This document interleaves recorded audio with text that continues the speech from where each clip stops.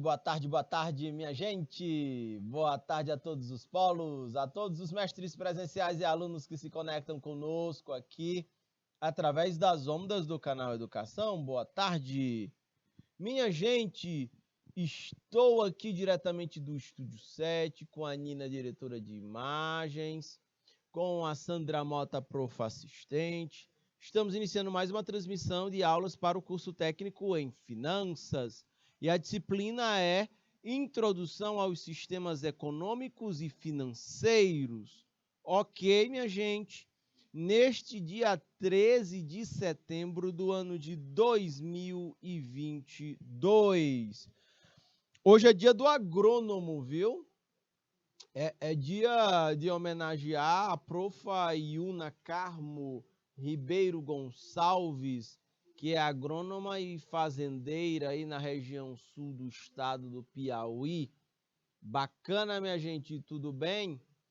Então, é isso. Nós vamos juntos agora até as 15 horas com a disciplina de Introdução aos Sistemas Econômicos e Financeiros. Depois a gente segue juntos com o projeto de aprendizagem interdisciplinar. Beleza? Tudo bem?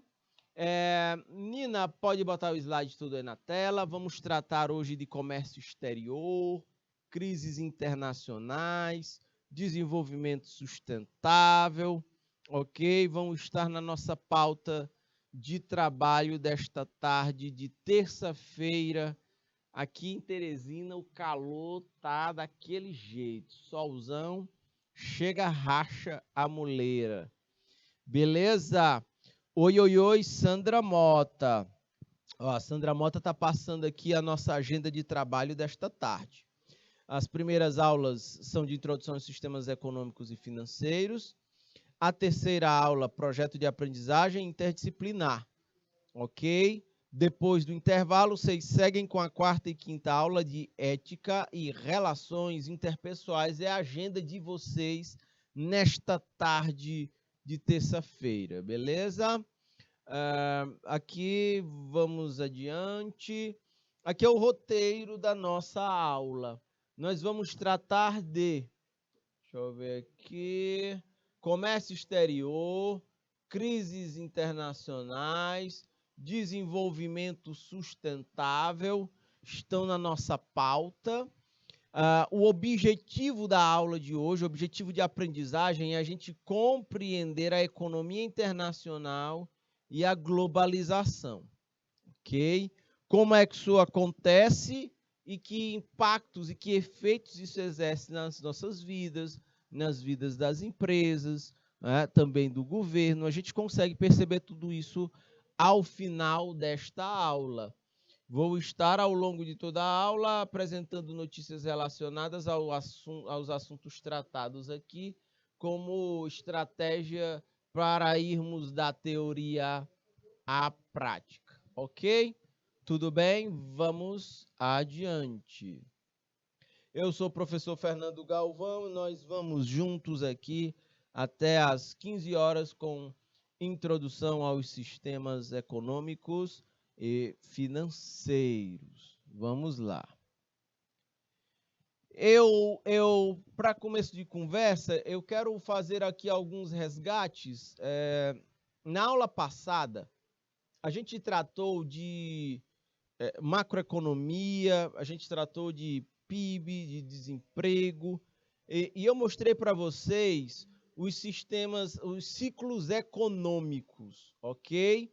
Nesses ciclos econômicos, eu mostrei para vocês quando a economia ela opera numa rotação de alta, crescimento econômico, você tem uma ativação de compras, de vendas, contratações de profissionais, encomendas de matérias-primas, você tem ampliação das empresas que já existem, criação de novas empresas, a economia operando num ciclo de alta.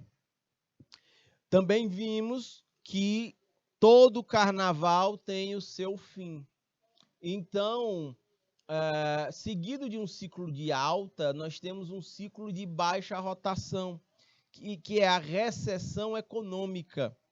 Nessa recessão econômica, a gente vê queda nas vendas, no faturamento das empresas, nas compras, nas encomendas de matérias-primas, a gente vê desemprego, a economia desacelera, ela opera numa rotação mais baixa. A gente viu que existe depressão e recuperação econômica. E aqui eu estou trazendo aqui uma forma de a gente refletir sobre a aula passada, sobre os efeitos que uma recessão pode causar dentro de uma empresa e como a empresa pode contra-atacar nesse cenário. Por exemplo, no cenário de recessão, é natural que haja uma queda na renda das famílias, a gente ficou desempregado, a família começa a ganhar menos, e é possível que ocorram atrasos nos pagamentos. E aí, esses atrasos, quando eles demoram até 90 dias, eles se consolidam como inadimplência. E aí, vejam, a inadimplência é um fantasma que vive assombrando as gestões financeiras de todas as empresas. Ninguém quer conviver com inadimplência, apesar de ela ser parte do risco do negócio. O empreendedor corre riscos, sacam isso? Então, a inadimplência é uma delas. A empresa precisa até aprender a conviver com certos níveis de inadimplência. Ok? Então, é natural que ocorram atrasos em momentos de dificuldade da economia em geral, e aí a empresa pode adotar algumas estratégias, algumas medidas para tentar amortecer esse impacto. Por exemplo, a empresa pode diversificar os seus meios de pagamento. Tem empresa e tem gente que vive fazendo negócios à vista, com dinheiro à vista, com cash, dinheiro ali em mãos. Mas vejam, nem todo mundo tem essa disponibilidade. Na verdade, a maioria das pessoas não tem necessariamente essa disponibilidade de caixa.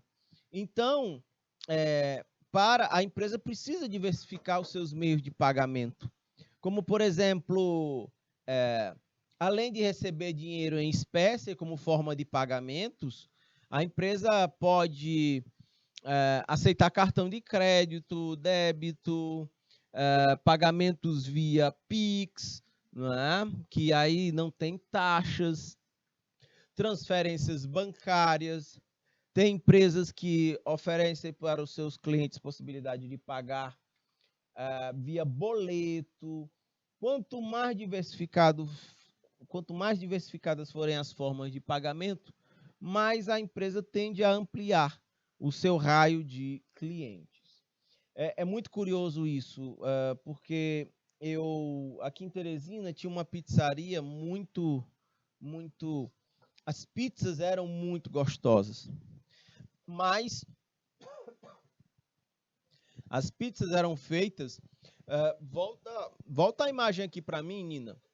As pizzas eram feitas assim, com produtos assim de primeira qualidade. Era ótima, muito deliciosa. O dono, inclusive, ele ia para a Ceasa, para a central de abastecimento, todos os dias comprando 80 quilos de tomate para fazer um molho de tomate para poder botar na massa, sacam? E muito gostoso mesmo. Agora, era uma pizza mais cara, não dava nem para ir direto, não, era aqui acolá. E tem um problema, o negócio só aceitava pagamento à vista, só grana. Não aceitava cartão de débito, nem crédito, nem nenhum outro tipo de pagamento, só à vista, sacam? Então, ele naturalmente, apesar de ele ter uma das pizzas mais gostosas de Teresina, ainda assim o teto de crescimento dele era baixo, porque ele não ampliava as possibilidades de pagamento dele. Entendem? Não demorou muito tempo, essa pizzaria, ela deixou de funcionar. Sacam isso? Tudo bem? Então, é importante fazer essa diversificação. É aquele velho princípio da administração financeira. não ponham todos os ovos dentro do mesmo cesto. Porque se você derruba o cesto, você perde todos os ovos. Não concentre todas as formas de pagar, todas as suas fontes de receitas numa só forma de pagamento. Diversifique isso. Sacam? Tudo bem? Esse é um ponto que merece destaque. Você precisa dar opções para os seus clientes. Isso faz parte da experiência de consumo deles. Ok? Nina, pode ampliar o slide todo aí na tela, por favor. Uma segunda opção que um negócio pode adotar é aplicar uma política de cobranças. Inclusive, a gente vai ter a oportunidade de aprofundar isso aqui na disciplina, porque nós temos, aliás, no curso, porque nós temos uma disciplina específica que é análise de crédito e cobrança. E aí nós vamos tratar diretamente desses pontos aqui, tá bom? Opa, oi, Acléria, boa tarde, Kelly, boa tarde, falando comigo aqui pelo chat do YouTube. Tô vendo aqui no IPTV Landry Salles, boa tarde, minha gente, Ribeira do Piauí, também dando boa tarde aqui pelo chat do IPTV. Beleza, minha gente? Sejam todos bem-vindos e bem-vindas aqui para esta aula nesta tarde de terça-feira. Estou aqui no Estúdio 7, na companhia das meninas da Nina e da Sandra Mota, e nós vamos juntinhos aqui até às 15 horas com introdução em sistemas econômicos e financeiros, tá bom? Então, aplicar uma política de cobrança começa, inclusive, na análise de crédito, onde a gente consegue filtrar clientes, clientes bons pagadores, de maus pagadores. É possível fazer esse filtro logo lá no começo, mas ainda assim, um bom cliente pode ficar inadimplente por uma série de circunstâncias. Eu falei no finalzinho da aula de ontem, a pessoa pode perder o emprego, a pessoa pode emprestar o nome dela para um parente, o parente não paga e aí ela vai ser negativada. Pode ser um descontrole, a falta de educação financeira para gerenciar o orçamento familiar. São muitas coisas que podem entrar na conta. De forma que aplicar uma política de cobrança e uma política de cobranças que venha a observar o Código de Defesa do Consumidor. Não podem ser cobranças aí, vamos dizer assim, indevidas. Um exemplo de cobrança indevida é a pessoa recebe uma correspondência com um nome bem grandão em letras garrafais. Cobrança, onde está todo mundo que estiver ao redor e perto dessa correspondência vai saber que a pessoa está sendo cobrada. O Código de Defesa do Consumidor, ele protege o consumidor de cobranças indevidas, de cobranças agressivas, ou constrangedoras. Então, até porque, numa política de cobranças, a ideia da empresa certamente não é romper um relacionamento com o cliente. Pelo contrário, é encontrar formas de estender esse relacionamento para o longo prazo, sabendo que aquela inadimplência pode ser apenas uma questão pontual ou momentânea. Boa tarde, Natalice. Oi, oi, oi. A Natalice está falando diretamente de Joaquim Pires, a terra da Lagoa do Cajueiro. Oi, oi, oi. Natalice, Kelly e a Cléria. Então, a empresa também, ela precisa estar aberta a negociações. Volto a dizer, se a gente dá opções para o cliente em termos de forma de pagamento, a empresa pode também estar aberta a negociações, a ideia é que não seja necessário negativar o nome do cliente, negativar ou endurecer as negociações. A ideia é evitar exatamente esse tipo de desgaste. Então, estar aberto a essas negociações é muito importante. Também é óbvio que precisa se observar a questão, o lado financeiro da empresa. a empresa tem condições de negociar, abrir negociações, ela tem margem para isso, ela tem capital ela tem caixa, grana em caixa para financiar esse esticado de prazo até o cliente conseguir de fato pagar o que ele deve, entende? Isso aí precisa entrar na conta. A empresa também precisa, ela tem que oferecer um acordo, né? E aí, nesse acordo, as partes vão estar negociando as diversas possibilidades de pagamento. Uma outra alternativa também é a automatização de processos.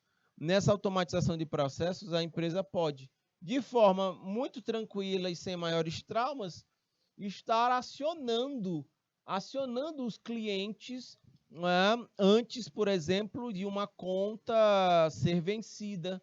Pode ser feito através de SMS, pode ser através do aplicativo do app da empresa, e que o cliente esteja cadastrado, pode ser uma comunicação via e-mail. Tem cliente que esquece, e aí você manda aí dar uma refrescada na mente, né? E, minha gente, uma estratégia muito interessante. A empresa que investe em sistemas de cobrança, ela pode estar trabalhando essa grana aplicada no sistema de cobrança, volta na medida em que a empresa consegue resgatar créditos. E aí é dinheiro em caixa e a empresa, inclusive, consegue conservar, né, relacionamentos saudáveis e de longo prazo com seus clientes, mesmo que estes estejam passando por dificuldades e desequilíbrios financeiros momentâneos. Tá bom? Beleza, minha gente? Vamos adiante. Eu quero abrir aqui, vejam, na pauta do nosso trabalho de hoje, a gente vai falar sobre comércio exterior. E eu abro com essa imagem aqui de um chão de fábrica, né, lá na China. Como diz o caboclo do interior, né? Olha as chinesas aí, tem tudo cara de cutia, né? Tudo a mesma coisa, tudo parecida, né? E vejam, olhem a marca do tênis que está sendo produzido nessa linha de produção. É da Nike, né? A gente vive nesses tempos de comércio exterior, de globalização. A gente vive um momento em que uma forte estratégia usada por grandes empresas é o outsourcing. O outsourcing significa terceirização. As empresas estão terceirizando as suas produções porque elas entendem que o custo operacional, inclusive logístico, compensa isso, já que a China reúne aí uma característica muito atrativa, que é uma mão de obra barata, sacam? Essa mão de obra barata faz com que várias empresas terceirizem suas produções lá na China. A Nike, a Reebok faz isso, várias fábricas de carros terceirizam a produção de suas peças lá na China. Agora, também essa estratégia demonstrou um ponto fraco, né? Ela teve na pandemia aí um calcanhar de Aquiles exposto. Eu digo isso, eu digo Aquiles porque na mitologia grega, o Aquiles é o herói lá que ele parece ser imbatível, invulnerável, mas na verdade o ponto fraco dele é o calcanhar. O Paris, o príncipe de Troia, lá na guerra de Troia, ele solta uma flecha, atinge o calcanhar, e ali ele acha o ponto fraco do Aquiles. Na globalização e essa estratégia de se concentrar todas as produções na China, porque lá tem custos de produção mais baixos, mostrou na pandemia o calcanhar de Aquiles dessa estratégia. Como o Covid se tornou uma pandemia e afetou duramente a China, e ela usou de lockdowns, ela fechou seus mercados para tentar controlar a transmissão do Covid, várias fábricas fecharam. E isso causou para a globalização um grande problema, o de desabastecimento da cadeia de suprimentos. É tanto nome que nem coube aqui na tela. E é porque eu fui de um lado para o outro. Ok. Desabastecimento da cadeia de suprimentos global. E quando reabriu, nós ainda continuamos com problemas na globalização. Foram congestionamentos de navios carregados de contêineres nos portos.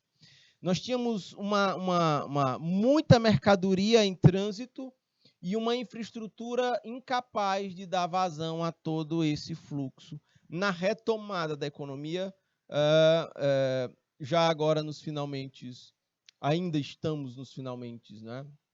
Mas nesses finalmente de pandemia, onde já havia uma grande taxa de vacinação, isso permitiu a gradual abertura dos mercados. Sacam? Então, nós temos esses pontos que merecem destaque para a gente comentar. Vocês, como futuros técnicos em finanças, de repente, podem estar trabalhando em empresas que, de repente, importem algumas mercadorias para revender aqui dentro. Vocês podem estar trabalhando em empresas que, de repente, exportem mercadorias para o exterior. Aqui no Piauí mesmo, a gente exporta soja, aí é o maior percentual, cerca de 60%, 80% de tudo que a gente exporta é soja. O destino é a China. E temos depois, mais embaixo, outros produtos como ceras vegetais, como mel, pedras ornamentais, artigos de couro, às vezes entram na conta, varia muito, mas esses produtos, eles são exportados. Vocês podem perfeitamente estar trabalhando aí em setores que fazem isso. Eu já mencionei por várias vezes aqui para vocês. Nós temos aqui algumas áreas potenciais recebedoras de investimentos, a área de turismo, a área de infraestrutura, de construção, a área de agronegócio, a área de energias renováveis, né? Todas estas podem ser potenciais áreas de desenvolvimento, né? Onde vocês possam estar exercendo a função de futuros técnicos em finanças. Sacaram, minha gente? Por exemplo, aqui no Piauí, não sei agora, nesse exato instante, mas até pouco tempo atrás, as placas de energia fotovoltaica, elas eram importadas e da China, inclusive. Vá que você trabalha numa empresa que importe placa solar para depois montar aqui as estruturas. Por isso que é importante a gente estar discutindo essas questões com vocês aí, povo de Francinópolis, povo de Landry Salles, Ribeira do Piauí, câmbio. Olha aí, estamos sendo acompanhados pela Juscelene Lima, lá da SEDUC, da equipe da SEDUC. Boa tarde, querida. Então, temos aqui essa produção chinesa, que é essa grande fábrica, e as chinesas trabalhando na produção de tênis da Nike. E por que a Nike faz isso? Porque o grosso do capital, a Nike gasta, pode voltar a imagem aqui para a menina, o grosso a Nike gasta é com pesquisa e desenvolvimento, é com marketing. O grosso do capital a Nike investe nisso. A produção ela terceiriza para a China. Aqui mesmo no Piauí tem um grupo empresarial que a sua base de operações, de produção, literalmente, ela é lá na China. Eles trabalham com peças de moto e de bicicleta, que é o grupo R Damasio. Ok? Nina, pode ampliar o slide todo aí na tela, por favor? Me lembro, em 2006, eu li um artigo no Valor Econômico e lá já dizia que dos idiomas mais procurados no futuro para as pessoas aprenderem a falar seria o mandarim, a língua, o idioma chinês. Isso em 2006, quando eu li esse artigo. Entendem? E aí a gente vê a China como um grande... A China já desbancou a Alemanha, já desbancou o Japão. A China já é a segunda maior economia do mundo, só atrás da economia americana. E ela vai para cima. Ela vai para cima e isso é um plano de Estado chinês, né? Se tornar a maior potência mundial. Vamos ver como essa coisa vai se processar daqui a alguns anos. Sacaram, minha gente? Tudo bem? Câmbio, câmbio? Então, vamos adiante. Vejam só. Eu estou falando de comércio internacional e de globalização hoje, mas vejam, essa é uma questão já tratada, não é, há muito tempo. Lá na Grécia Antiga, nós já tínhamos, os gregos já se preocupavam com as vantagens que poderiam haver de fazer comércio, esses fluxos de comércio, essas trocas com o exterior. A Grécia já tinha suas cidades-estado, Atenas, Esparta, Tebas, por exemplo, e ele já tinha uma produção interna e já havia essa questão. E aí, a gente troca ou não troca com povos estrangeiros? A Grécia, inclusive, na época, como é que ela fazia? A expansão se dava de forma militar, e grande parte da riqueza da Grécia era a riqueza conquistada dos povos, né, dominados. Inclusive, quem trabalhava na Grécia na época eram os escravos. Os gregos, os homens gregos, os cidadãos gregos na época se preocupavam era com a filosofia, a política, em tomar vinho e também em guerrear. Quem trabalhava de verdade eram os escravos. Essa, inclusive, é um dos fatos que tornam inviável a economia grega. Porque, vejam, o trabalho escravo ele não tem maiores estímulos do ponto de vista de produtividade. A produtividade do trabalho escravo é muito baixa. Isso acontece porque qual é o estímulo de trabalho para o escravo? Qual é a recompensa dele? É não ser torturado, não ser castigado. E quando isso acontece, pode ter certeza, o escravo não vai trabalhar mais porque foi chicoteado. Pelo contrário, a condição de trabalho dele cai. A produtividade, a capacidade do escravo de produzir mais em menos tempo, usando menos recursos, ela cai. Isso derrubou consideravelmente a produtividade do que se produzia lá na Grécia, ajudou a entrar em decadência, e a Grécia, inclusive, posteriormente, como grande sociedade helênica, e ela perde importância, por exemplo, para Roma. Ok? Agora, dando um salto da Grécia e vindo mais para a Idade Média, mais especificamente século XV, na época das grandes navegações, vejam, aqui a gente já percebe um intenso fluxo de comércio, de trocas comerciais entre os países. O gatilho para as grandes navegações, inclusive, minha gente, esse gatilho ele está as potências europeias da época que se lançam ao mar, elas estão em busca de novas fontes de matérias-primas e elas estão em busca de novos mercados consumidores. Ok? Boa tarde, Maria Lúcia. Maria Luzia, perdão. Igor Mendes, boa tarde, boa tarde. A Maria Luísa está falando aqui da Escola Maria do Carmo Revordosa, da Cruz. Ok, e o professor é o Igor Mendes. Essa escola é aqui na República do Disseu, não é? Ok. Câmbio, câmbio. Muito bem. Ok. Vejam, a Kelly está perguntando aqui sobre o projeto que nossa turma vai ter que fazer, sobre o que tem mais renda em queimada nova. É para ser feito individual ou em grupo, pode ser feito em até duplas, viu, Kelly? Mas depois das aulas aqui de sistema econômico financeiro, a nossa aula vai ser de projeto de pesquisa. Aí eu vou aprofundar isso aqui, tá bom? Na aula de 15 horas às 16, a gente vai focar no projeto de pesquisa. Tá bom, Kelly Campbell? Vamos ficar juntinho aqui, 3 aulas seguidas. Beleza? Bacana. Olha, a Maria Luísa está confirmando que é na República do Disseu, a Escola Maria do Carmo Rebordosa. Né?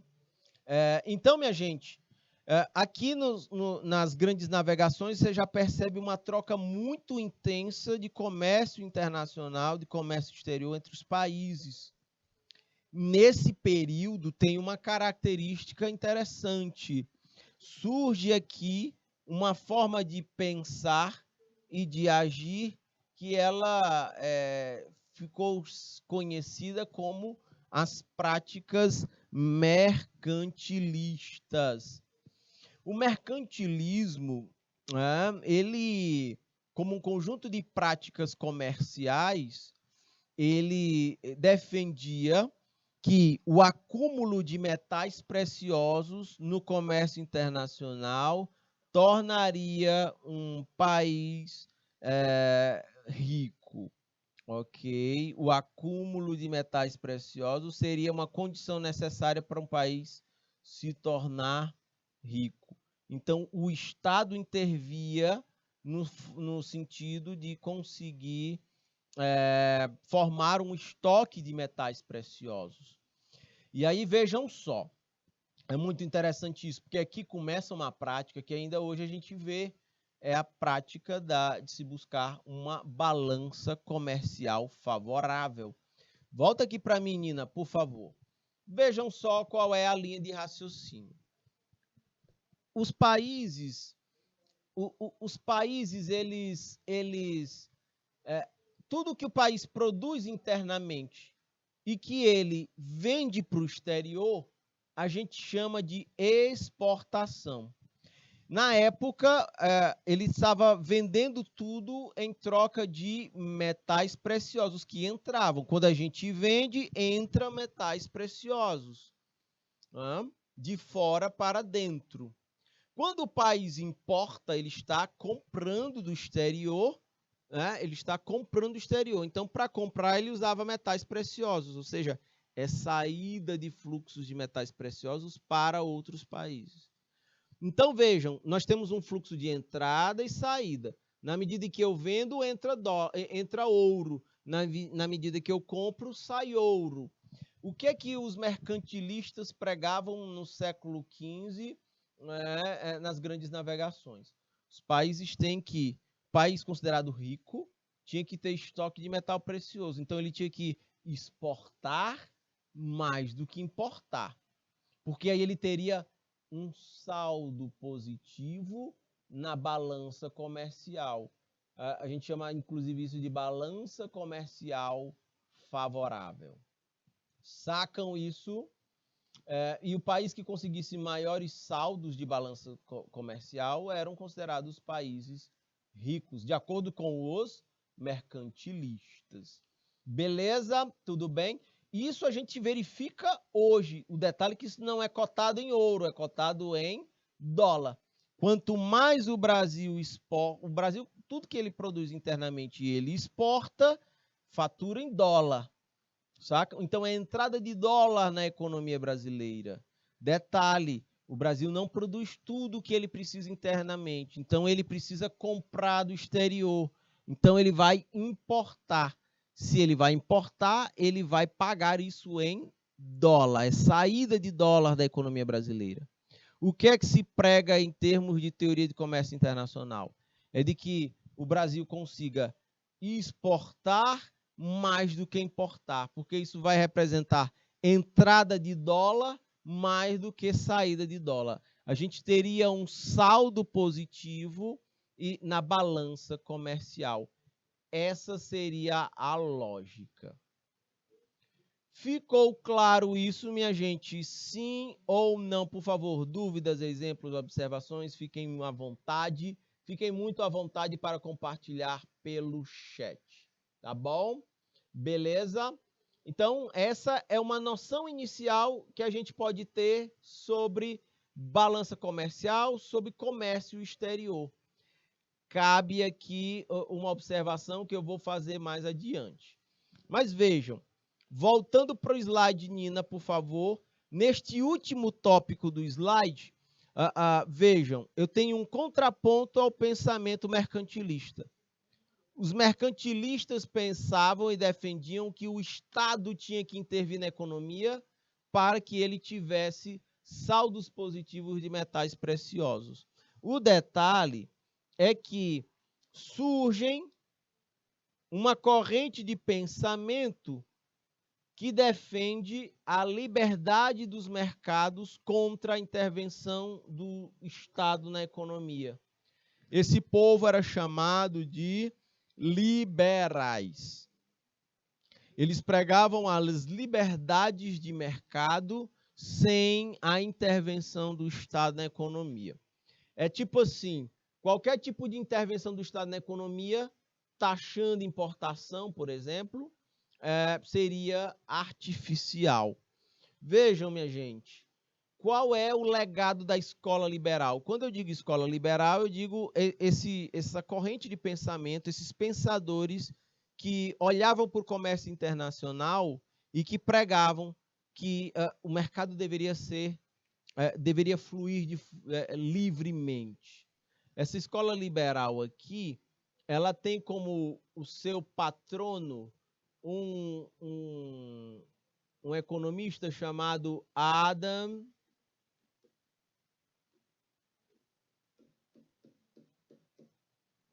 Smith, ou se a gente for para o inglês mesmo, onde TH significa F, né? Adam Smith. O Adam Smith, ele é o pai da economia moderna, considerado, né? O pai do liberalismo, inclusive. É o nome mais relevante. A gente até teve outros liberais antes do Smith, mas ele foi o mais, vamos dizer assim, está me faltando a palavra aqui, o mais influente. E o que é que o Smith pregava? Ele dizia que as pessoas, elas são movidas pelo interesse pessoal. A isso ele dava o nome de mão invisível. Deixa eu explicar como é que essa coisa funciona. Vamos imaginar que a Nina ela resolve botar um açaí. Ela vende açaí como lanche, né? Aí a Nina bomba. Tá lotado lá a lanchonete de açaí da Nina. Aí a Sandra Mota passa, espicha os olhos e diz assim, eu quero ganhar também. Aí a Sandra vai e bota um açaí para ela também, pertinho da Nina. O detalhe é que está tão frequentado que tanto a Nina como a Sandra Mota tem seus açaís lotados. E aí eu passo lá e vejo as meninas faturando. E eu vou botar o meu açaí também. E eu boto o meu açaí, aí tem a Nina, tem a Sandra. E se a gente disputar os nossos clientes com base em preços baixos, quem é que se beneficia? O mercado consumidor. Nem tinha açaí, e agora que tem açaí, tem 3 pontos de venda e vendendo a preços mais baixos para as pessoas. Vejam, neste mercado defendido pelo Smith, nós temos a mão invisível operando. Na verdade, a Nina atrás do interesse individual dela de lucrar, a Sandra atrás do interesse individual dela de lucrar, e eu também, acabamos por beneficiar todo um mercado consumidor.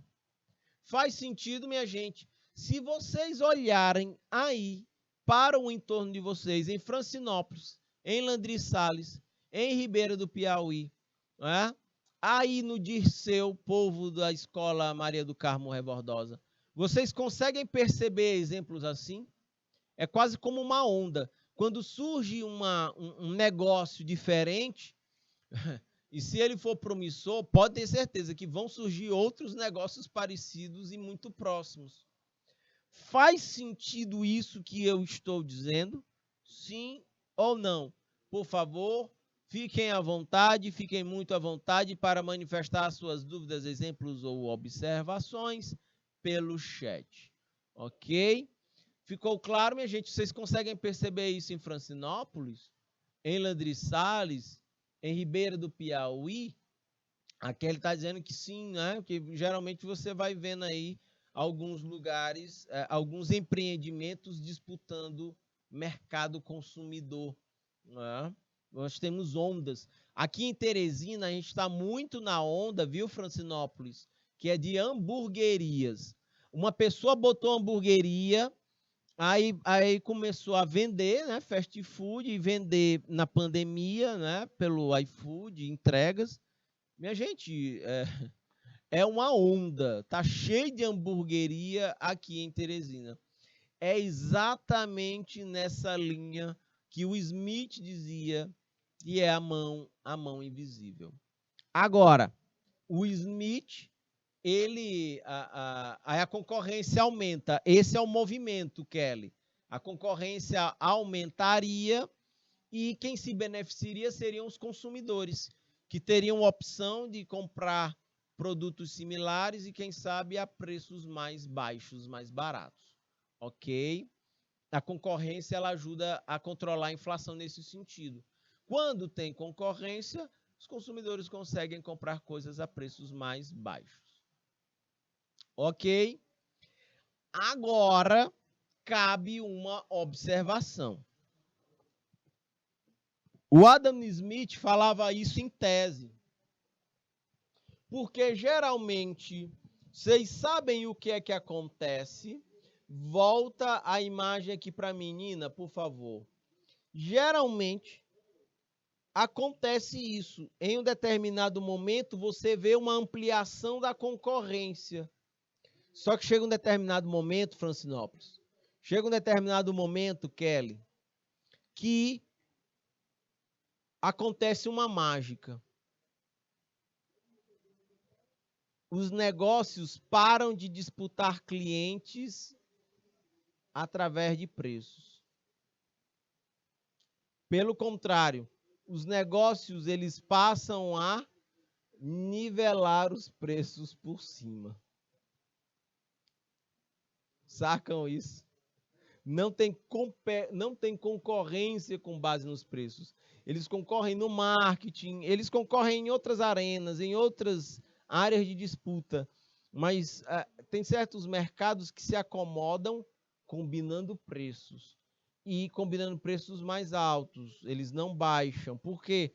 Porque eles querem proteger suas margens de lucro. Se eles ficarem disputando preço, a margem de lucro ela acaba ficando mais baixa e beneficiando o consumidor.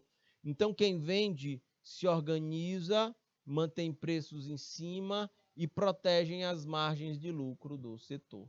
Ficou claro isso, minha gente? Sim ou não, por favor, me digam aí pelo chat, seja do IPTV ou pelo chat do YouTube.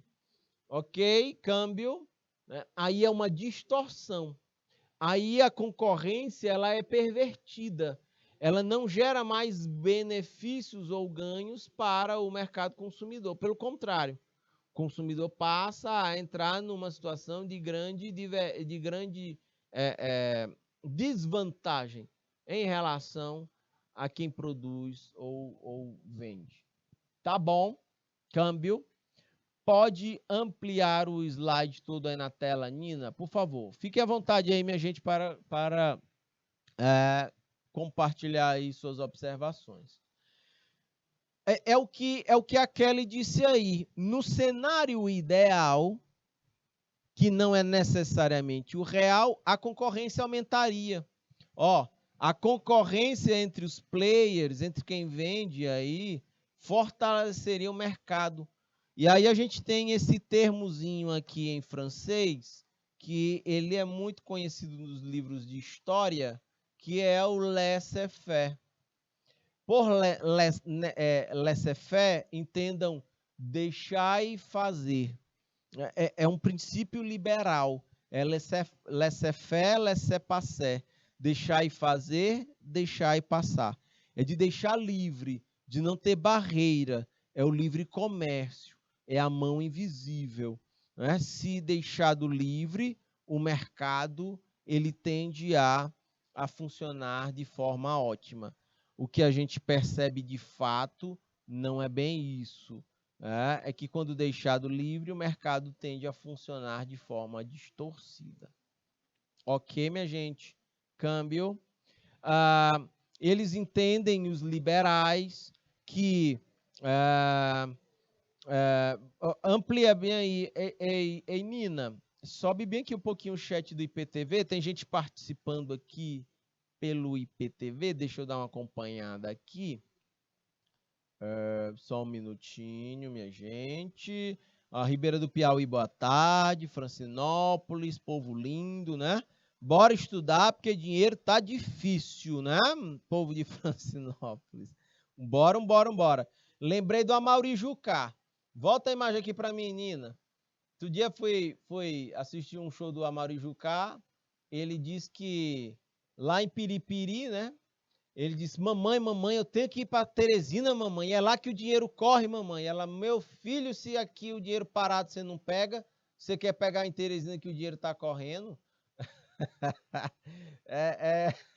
Essa vibe é de vocês aí, né? Dinheiro tá difícil, bora correr. Pois é. O Amaury não pegava dinheiro parado lá em Piripiri, queria pegar o dinheiro correndo aqui em Teresina. Né? Pode ampliar o slide todo aí na tela, Nina, por favor. Então, vejam só. Os liberais entendem que uma regulação, uma regulamentação, ela deveria ocorrer somente a quem ofendesse as leis. Ou seja, se alguém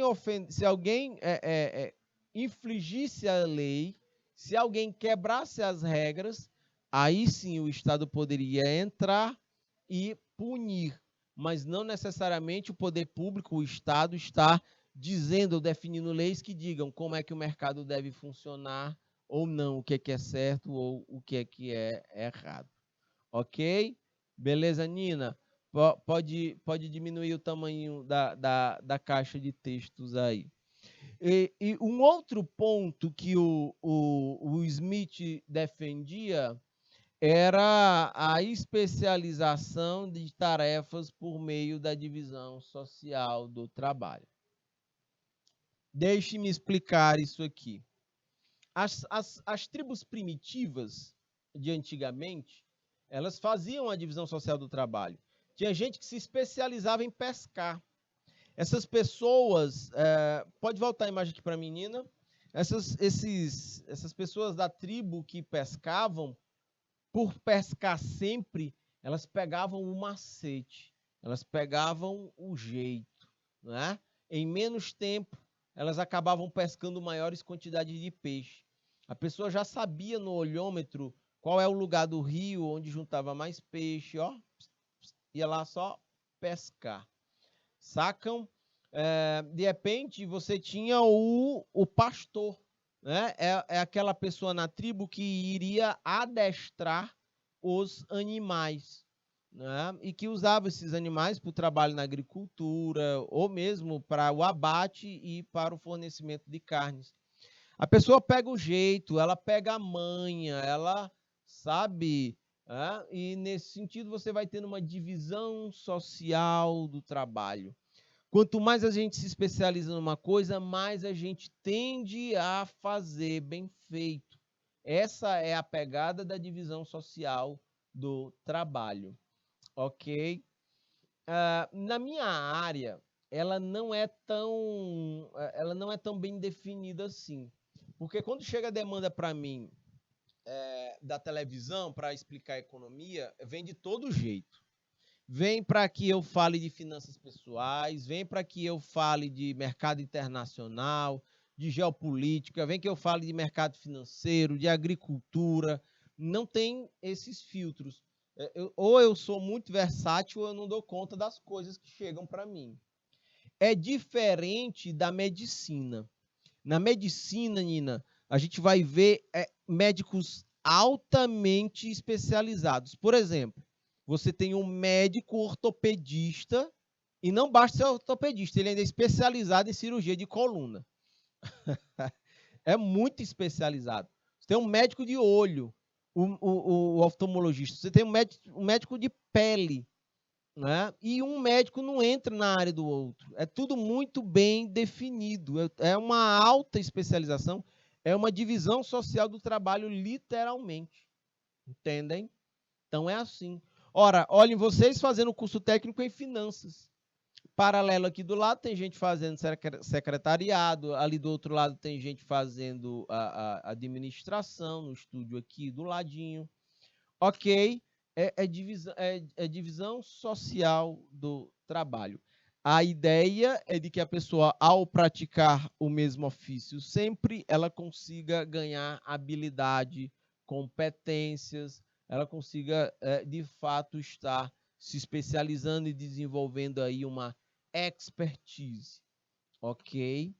Ficou claro? Essas eram as hipóteses de defesa do Adam Smith por uma economia que funcionasse de forma liberal, com o Estado apenas regulando as leis, mas sem maiores intervenções na economia.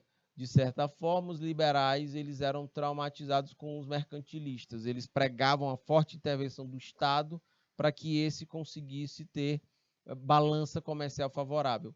Os liberais entendem que não. O mercado tem que ser deixado livre, laissez-faire, laissez-passer, deixar e fazer, deixar e passar. Não é? E o mercado ele se autorregularia de forma mais eficiente. Ok? Estes eram os pontos destacados pelos liberais lá do século XVIII, já que eu estou falando de 1776, é por aí. Ok, minha gente. Ei Nina, bota o slide todo na tela. Vamos adiante aqui. Então, a gente está falando de comércio exterior e aí eu faço a pergunta para vocês. Está tudo interligado. Ao falar de comércio exterior, a gente está falando naturalmente de globalização. E aí eu pergunto, como é que você percebe a globalização na sua vida? Deixa eu complementar aqui. Na sua vida, como é que você percebe isso? Só um minuto. Como é que você percebe a globalização na sua vida? Como é? Ok, como? Sacaram? E vejam só, vou dar um exemplo de como a globalização afeta qualquer um de nós. A mim, a vocês que moram em Francinópolis, em Landry Salles, em Ribeira do Piauí, ou as pessoas que estão nos acompanhando aqui pelo chat do IPTV. Olhem isso aqui.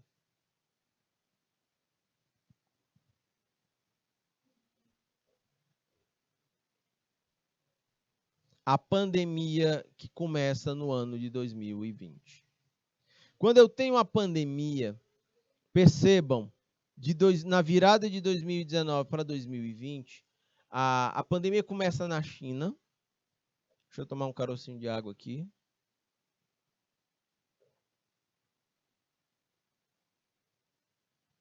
A pandemia começa em 2020. E, como eu expliquei no comecinho da aula, como a China é um dos eixos econômicos mais importantes do mundo, a China fechou o seu mercado para tentar barrar, para tentar conter a pandemia. A China, que é um dos países mais populosos do mundo. Quando isso acontece, percebam, essa epidemia lá local logo se torna pandemia, ela se espalha globalmente. E não basta ela se espalhar, ela não gera só impactos na saúde pública, ela também gera impactos na economia. E, nesse sentido, vejam, você tem um gráficozinho subindo em verde, com pandemia, o gráfico começa uma trajetória descendente, ou de queda, ok? É isso, a gente fala globalmente. Então, volto a perguntar para vocês, você consegue perceber de que forma que a globalização afeta a sua vida? A pandemia atingiu a todos nós, né? Óbvio, cada um na sua embarcação, mas nós navegando no mesmo mar turbulento. A pandemia afetou quem mora em Francinópolis, afetou quem mora em Landry Salles, em Ribeira do Piauí, e é isso. Quem mora em Teresina, quem morava na China, nos Estados Unidos ou qualquer outro lugar. Ok, então este é um exemplo claro de como a globalização ela afeta as nossas vidas. Eu estou olhando para o relógio agora, estou chegando às 14 horas. Minha gente, eu vou para um breve break, são só 3 minutinhos, já já eu volto com esse nosso papo massa.